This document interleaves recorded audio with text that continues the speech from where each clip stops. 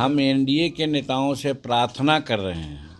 प्रार्थना इसलिए कर रहे हैं कि हम अपने को अपमानित अभी समझ रहे हैं। दो जगह में हमको इतनी अपमानित होने पड़ी कि हम नहीं कर सकते हैं। और एक जगह है कि अभी मतदाता सूची का वितरण हो रहा था तो हमारे लोगों को मतदाता सूची नहीं मिली। बेइज्जती है कि नहीं तो आप समझिए।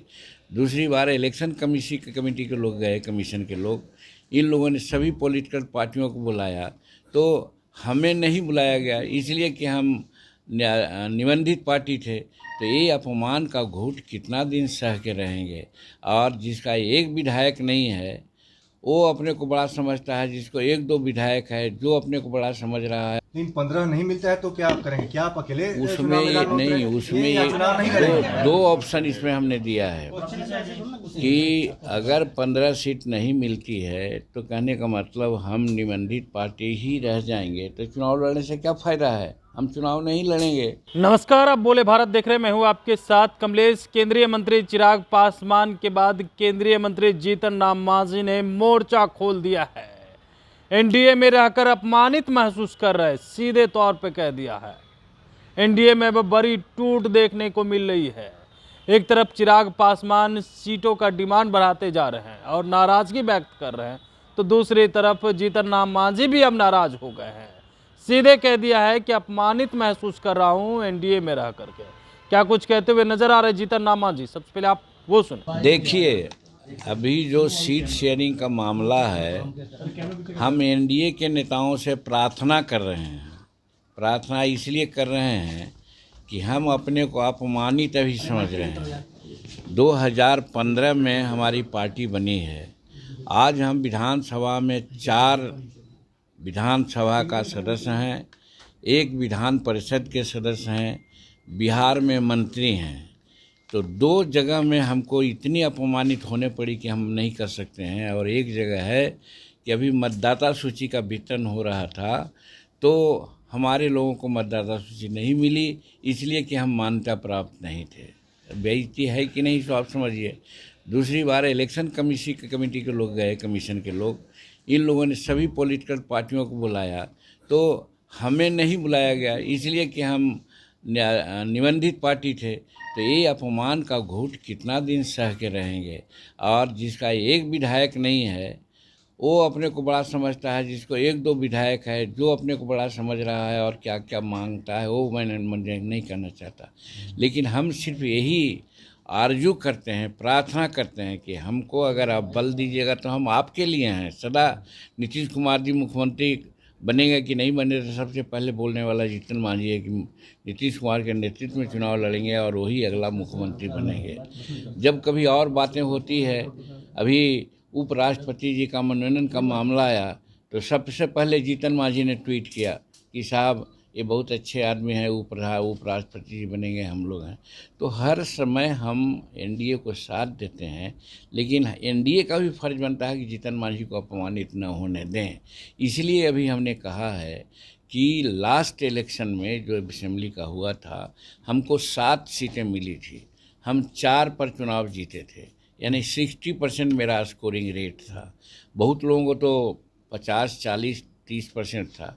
हम आज वही कह रहे हैं कि हमको इतना सीट दीजिए कि 60% स्कोरिंग सीट लावें तो 8 सीट जीत के आवें। इसका मतलब कि 8 दूनी 16 नहीं तो 15 सीट अगर हमको मिलती है तो हम 8 और 9 सीट जीत लेंगे। हम हो सकता है कि पॉलिटिकल पार्टी के रूप में इमर्ज कर जाएंगे। यही तो मांग मेरी है। लेकिन 15 नहीं मिलता है तो क्या आप करेंगे? क्या आप अकेले उसमें नहीं, उसमें ये दो ऑप्शन इसमें हमने दिया है कि अगर 15 सीट नहीं मिलती है तो कहने का मतलब हम निबंधित पार्टी ही रह जाएंगे, तो चुनाव लड़ने से क्या फायदा है, हम चुनाव नहीं लड़ेंगे। हम नरेंद्र मोदी जी के चहेते हैं, उनके चेला हैं। जो नरेंद्र मोदी जी का इशारा होगा, एनडीए का होगा, उसके लिए हम रात दिन एड़ी चोटी का पसीना एक करेंगे। सर, क्या चिराग पासवान को लेकर के आपकी कोई आपत्ति है कि चिराग पासवान ज्यादा सीट मांग रहे हैं? कोई आपत्ति नहीं। कौन कहाँ कितना मांग रहे हैं उससे हमको क्या मतलब है भाई। सबको मिले, सबके लिए मेरी शुभकामना है। लेकिन मैं तो अपनी बात करता हूँ। आपका 15 का फिगर तय, 15 से कम पे नहीं मानेंगे आप?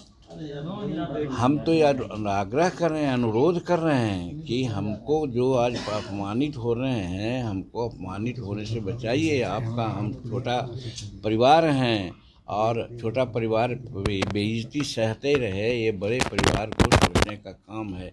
ये सिर्फ अपनी बात को बता रहे हैं उनको, और इसी पर हमने कहा है कि अगर वो लोग ऐसा सोचते हैं, कोई कहता है 7, कोई कहता है 8, तो उससे अच्छा है कि हम चुनाव नहीं लड़ेंगे।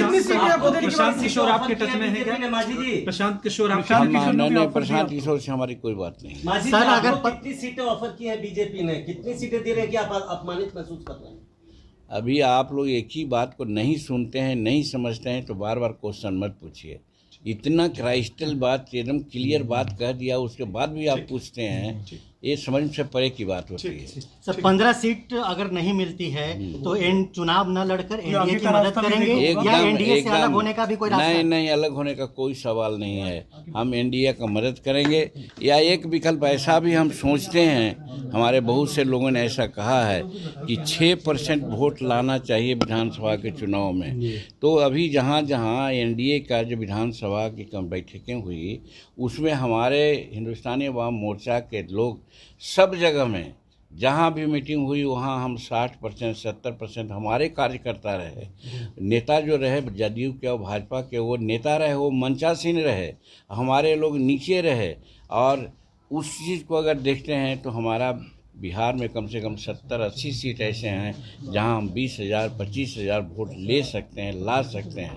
तो वैसे में हम विकल्प कभी सोच सकते हैं कि अपना विधान पॉलिटिकल कैरियर ठीक रखने के लिए 6% वोट प्राप्त करने के लिए भी वो सोचेंगे। लेकिन ये अंतिम विकल्प होगा। इस पर पार्लियामेंट्री वोट की बैठक हम लोग 10 को कर रहे हैं पटना में, उसमें कुछ निर्णय लेंगे। ठीक है। तो आपने सुना, जीतन राम मांझी गुस्से में हैं और कह रहे हैं मैं एनडीए में रहकर अपमानित महसूस कर रहा हूं।